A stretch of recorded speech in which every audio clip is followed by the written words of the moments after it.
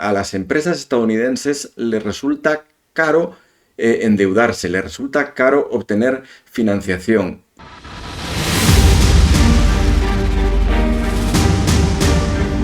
Podríamos estar hablando de una palabra crítica para los economistas: estanflación.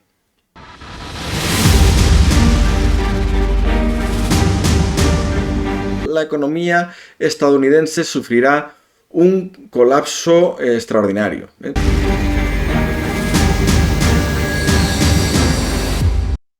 Hola de nuevo, bienvenido, bienvenida a Entiende la Economía. Hoy hablaremos de la principal economía mundial, la economía de Estados Unidos, y cómo se encuentra en el momento actual. Llevamos unos meses en los que la economía mundial en general y la estadounidense en particular pasa por una fase de mucho ruido, muchos cambios. En definitiva, parece que estamos atravesando unas ciertas turbulencias desde el punto de vista económico, al menos en algunos países. Y en lo que se refiere a los Estados Unidos, quizás un poco más. Y en este momento podríamos pensar: ¿se avecina una crisis en Estados Unidos? ¿Me conviene invertir en los Estados Unidos en el momento actual? Trataremos de dar contestación a todas estas preguntas. Veamos la información de que disponemos. Tenemos algunas informaciones positivas sobre la economía norteamericana y otras negativas. Empecemos por las positivas. En primer lugar, podemos observar que la inyección monetaria en el sistema económico norteamericano, lo que se llama la M2, es creciente, es decir, cada vez existe más dinero en circulación en los Estados Unidos. Eso, en general, impulsa las economías y impulsa el valor de los activos, tanto de bolsa como criptomonedas o metales preciosos. En segundo lugar, podemos ver que los resultados empresariales están siendo moderadamente buenos en el Standard & Poor's 500, pero claro, el Standard & Poor's 500 refleja valores medios empresariales y, por tanto, hay empresas que lo hacen especialmente bien, como las tecnológicas, Nvidia, Meta o Microsoft, y otras muchas que no lo están haciendo tan bien. Por lo tanto, el resultado puede ser un poco engañoso. El valor de ese Standard & Poor's 500 nos puede estar engañando ligeramente sobre la salud de la economía norteamericana. En tercer lugar, podemos ver que los datos del Producto Interior Bruto de los Estados Unidos, el PIB, han ido mejorando. Así, mientras que en el primer trimestre de 2025 la variación trimestral fue negativa, de medio punto porcentual, en el segundo trimestre de 2025 ya alcanzó más 3,3% esa variación del PIB. Y para el tercer trimestre, la Reserva Federal de Atlanta estima que se alcanzará de nuevo el 3% de incremento del PIB. Ahora bien, estas cifras hay que tomarlas con un poquito de precaución, porque este incremento del PIB es en buena parte consecuencia de un mayor gasto público. También hemos tenido recientemente noticias de mejora de la confianza del consumidor estadounidense. La fuente es Conference Board y este dato ha ido mejorando en los meses de julio y agosto, como podemos ver en esta gráfica, alcanzando niveles próximos a los de comienzos de año. Si te está gustando el contenido, haz clic en el botón de la campana para suscribirte a mi canal. Para ti es gratis y a mí me ayuda muchísimo a seguir creando episodios de Entiende la Economía. Vamos ahora con una serie de aspectos negativos que están lastrando la economía norteamericana. A pesar de la reciente bajada de tipos de interés, estos todavía son elevados. El precio oficial del dinero en Estados Unidos es del 4,25% y esto significa que a las empresas estadounidenses les resulta caro endeudarse, les resulta caro obtener financiación y eso supone un freno para la economía de los Estados Unidos, un freno importante. Alguien dirá, bueno, ¿y por qué se hace entonces? Pues porque, ¿por qué no se pone un precio del dinero más bajo? Pues porque los Estados Unidos están atravesando también una crisis de inflación importante, ¿eh? No podemos poner el dinero tan barato como queramos porque entonces se nos descontrola la inflación. ¿Cómo está este tipo de interés en relación con otros países? Bueno, pues la eurozona, por ejemplo, tiene un tipo de interés en el entorno del 2%, Japón en torno a medio punto y Reino Unido en torno al 4%. Pero es que Reino Unido también tiene serios problemas en este momento. Por otra parte, los Estados Unidos tienen una deuda muy elevada, pero que viene acompañada de un déficit alto, es decir, que cada año esa deuda crece bastante más.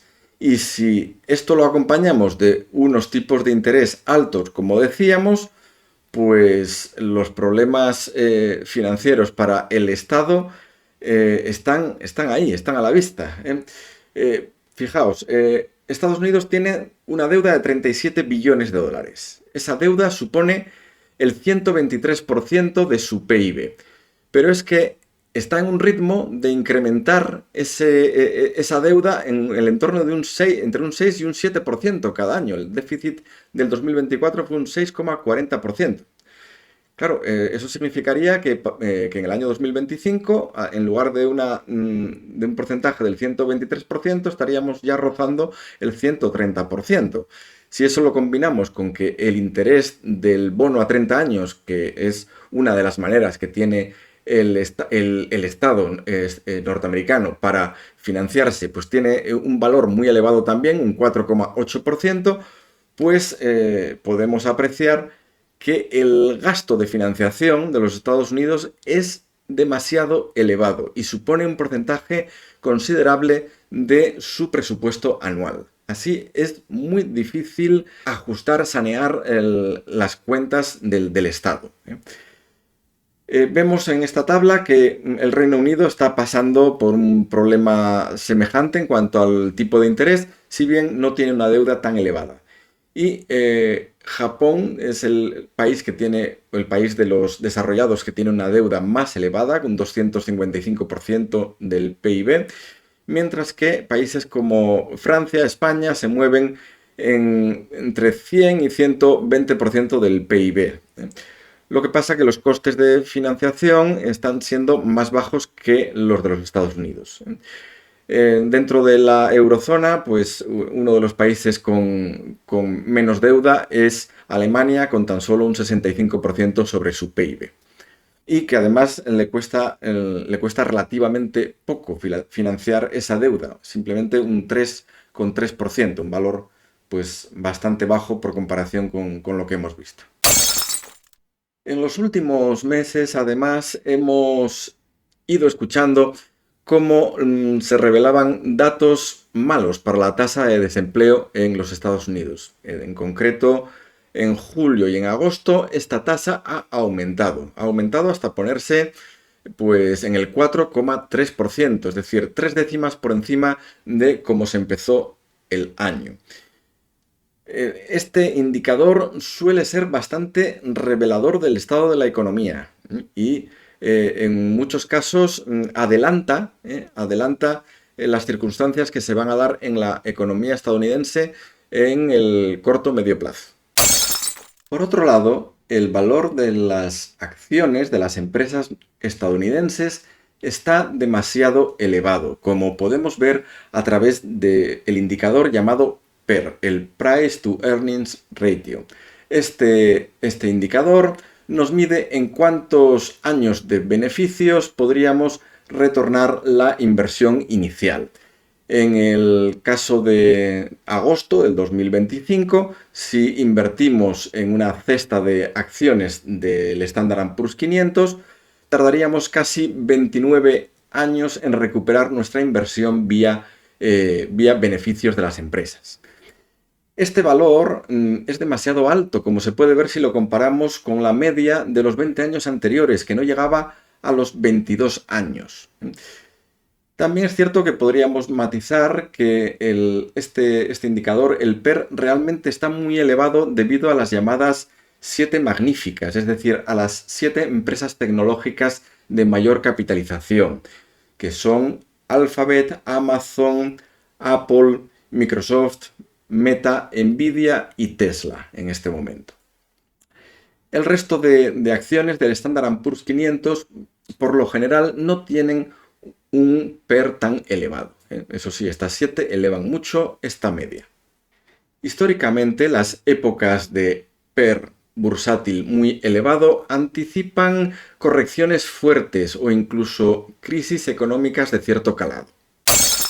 Además, la subida de aranceles que introduce la administración Trump supone una incertidumbre muy elevada. En principio, una subida de aranceles va a tener efectos directos sobre la inflación. Es decir, si aumentamos los aranceles, vamos a aumentar el precio de los productos que pagan los estadounidenses y por tanto habrá más inflación. Si hay más inflación, no se van a poder bajar los tipos de interés. La Reserva Federal va a tener que hacer equilibrios muy complicados para bajar el tipo de interés. Es más, si la inflación se dispara, como es muy posible, tendría incluso que subir los tipos de interés, en cuyo caso inmediatamente subirían también los tipos de interés a pagar por los bonos estadounidenses, con lo cual la financiación del Estado sería más cara. Habría un riesgo serio de entrar en una crisis de deuda. Y como consecuencia de todo ello, es decir, una inflación más dificultad de hacer crecer la economía, podríamos estar hablando de una palabra crítica para los economistas: estanflación. Y quizás lo más negativo de todo es que la economía estadounidense ahora mismo está gobernada por una administración demasiado impredecible. Y si algo no le gusta a los inversores es la incertidumbre. Y más incertidumbre es que con la administración Trump es muy difícil encontrar otro gobierno a lo largo de la historia. Todo ello hace probable, y de hecho ya se está viendo, la fuga de capital desde Estados Unidos hacia otras economías, digamos, que presenten mayores certezas, menores incertidumbres. Muchos de vosotros ya estáis al corriente de que el dólar se está devaluando fuertemente desde comienzos del año 2025.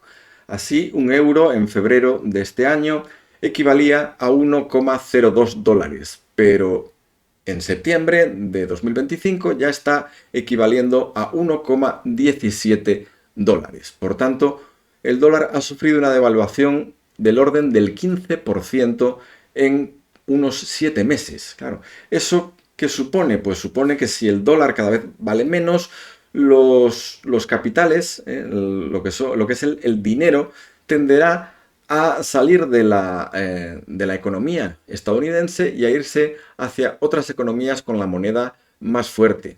Por otra parte, un dólar débil, un dólar a la baja, introduce todavía más inflación en los precios. Y asimismo, todo ello tiene como consecuencia aún una mayor presión en la rentabilidad del bono del Estado. Como ya hemos visto anteriormente, más inflación supone la necesidad de controlarlo vía tipos de interés y eso repercute en la rentabilidad del bono del Estado. ¿Qué aspecto positivo podría tener esto para la economía estadounidense? Pues únicamente la posibilidad de atraer más turismo cuando el dólar está bajo. Sin embargo, el turismo extranjero en Estados Unidos solo supone el 0,7% de su Producto Interior Bruto y además este efecto de atracción yo diría que está actualmente compensado con un efecto de repulsión que produce la administración Trump en muchos candidatos a visitar los Estados Unidos, ¿no? Bueno, ¿y cuál es la opinión de algunos expertos sobre el estado de la economía estadounidense? Pues Warren Buffett, sin ir más lejos, tiene el 33% de los activos de su empresa Berkshire Hathaway en cash, es decir, un tercio del dinero de esta empresa de inversión ahora mismo no está invertido, está a la espera de tener mejores precios, de tener mejores oportunidades de inversión, puesto que considera que actualmente el valor de las acciones de muchas empresas es excesivo. Tenemos también a Ray Dalio, que bueno, es siempre bastante pesimista en relación con la economía estadounidense y considera que el imperio económico de los Estados Unidos está iniciando su decadencia y será próximamente relevado por el imperio chino, estableciéndose así un nuevo orden mundial. Y esto es solo cuestión de tiempo, serán años, décadas, pero sucederá. Esa es la opinión de Ray Dalio. Pero es más, en los últimos tiempos ha incluso pronosticado que en el año 2028 la economía estadounidense sufrirá un colapso extraordinario. Bueno, no obstante, incluso si Ray Dalio tuviera razón, estaríamos aún a 3 años de esa circunstancia. Tampoco sería motivo para dejar de invertir en este momento. ¿Y qué dicen los demás? Bueno, pues cuando se les pregunta por la probabilidad de recesión en los Estados Unidos en los próximos 12 meses, JP Morgan valora esa probabilidad en un 40%. La consultora Ernst Young también un 40% de probabilidad asigna. El Fondo Monetario Internacional también da un 40% de probabilidad para esa recesión. La agencia Apollo Global Management un 25% y la Reserva Federal de Nueva York un 29%. ¿Y cuál es mi opinión sobre la economía estadounidense? Bueno, pues si los más pesimistas están diciendo que hay una probabilidad del 40% de que se desencadene una crisis en el 2026, todavía hay un 60% de probabilidades de que esto no suceda, y además estamos hablando de los más pesimistas. Por tanto, si te quieres curar en salud, podrías aumentar a lo largo de los próximos meses tu cash, es decir, reducir un poco tus inversiones en Estados Unidos y mirar hacia activos más seguros, como pueden ser el oro, que lo está haciendo fenomenalmente bien en las últimas semanas y en los últimos meses, o el sector inmobiliario, que en España también está atravesando un momento dulce. De hecho, Goldman Sachs ve la cotización del oro rozando los $5.000 por onza para mediados del año que viene. Sobre todo si Donald Trump toma por asalto la Fed y pone a un títere para reemplazar a Jerome Powell.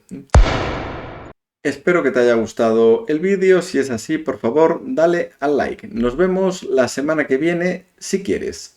Adiós.